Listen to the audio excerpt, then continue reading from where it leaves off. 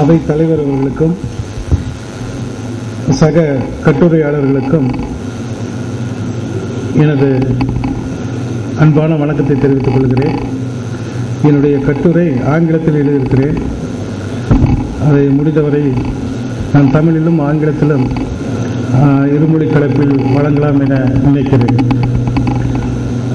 At the outset, I would like to express my gratitude to the organizers for having given me this opportunity to present my paper here.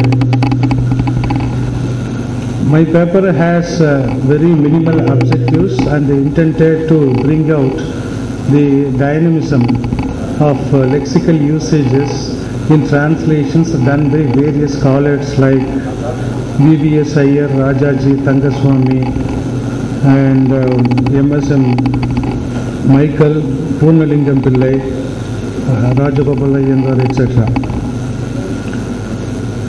And only few couplets have been selected for the discussion, and parallel for those couplets only from whomever I said, few persons.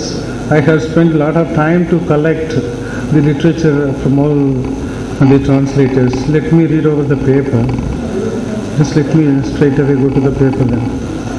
Tamil is a language enriched with profound literature. The Tamil scholars and poets throughout the ages have contributed to the balanced growth of Tamil language and literature. Equally, an attempt of translating Tamil literature into other foreign languages could also prove to be the remarkable contribution for the growth of Tamil language. Translation is not an act of translating the words from one language to another, but translating the meaning.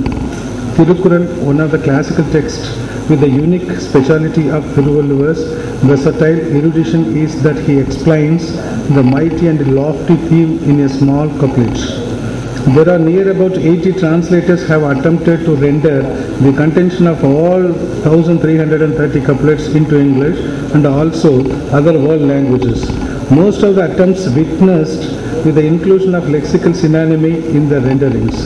However, lexical synonymy is one of the procedures of translation, and it is the last resort of the translators.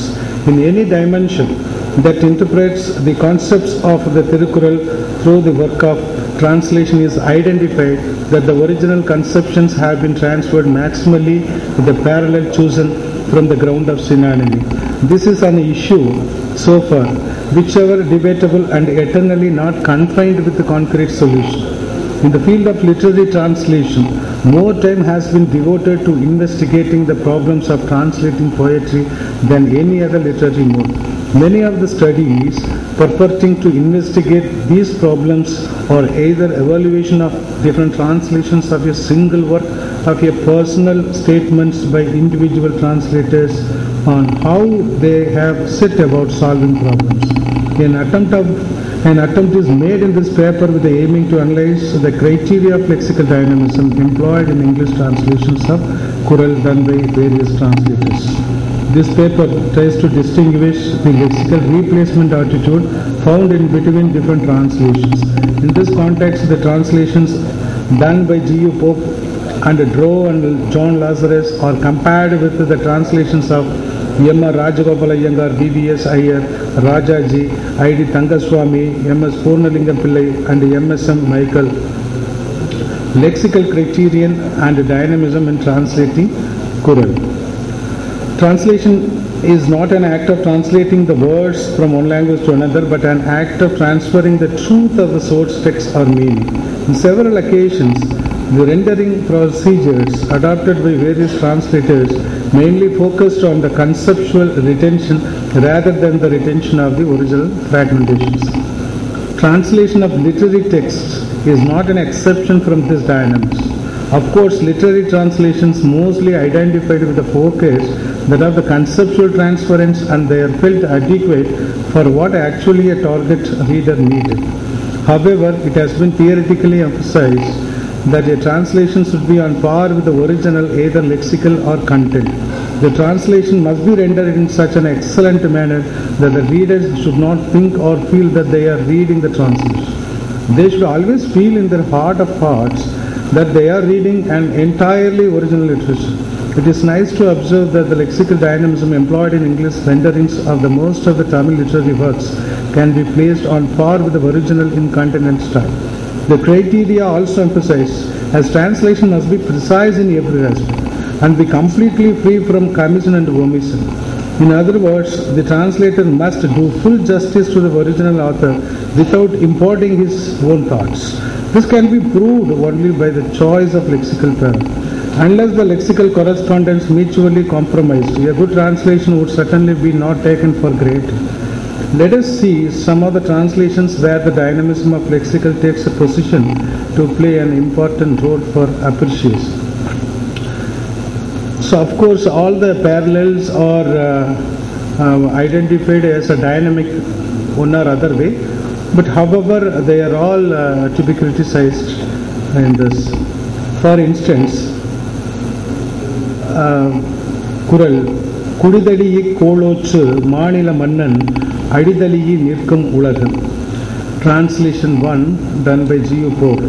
Whose heart embrace subjects all, Lord over mighty land, who rules the world his feet, embracing stands. W.H. Drew and John Lazarus. The world will constantly embrace the feet, the great king who rules his subjects with love. Here, let us see how far M.R. Rajagopal Iyengar's translation is having whether proximity or remoteness. The world clings to the feet of the great king who veiled his scepter with love for his subjects. If you see, all above renderings are not similar in terms of style, especially the style of lexical substitutions. However, they are partially attained to the original content, you can say. The rendering of this kind results the incomplete semantic distortion.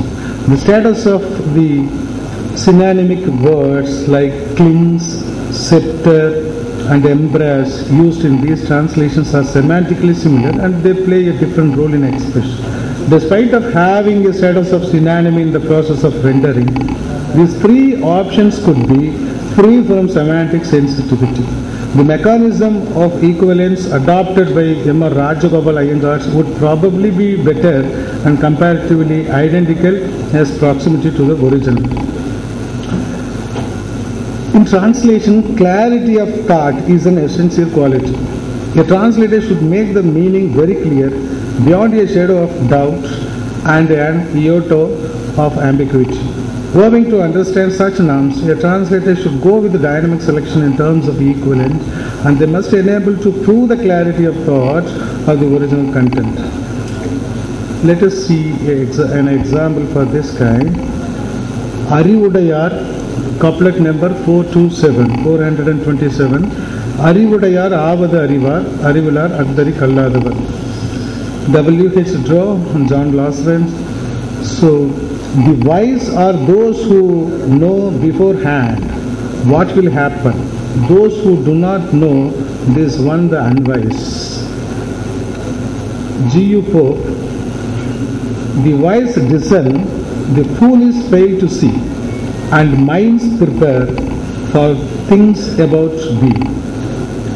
B.B.S. Iyer, he is not following the same thing, but he applies his own view on like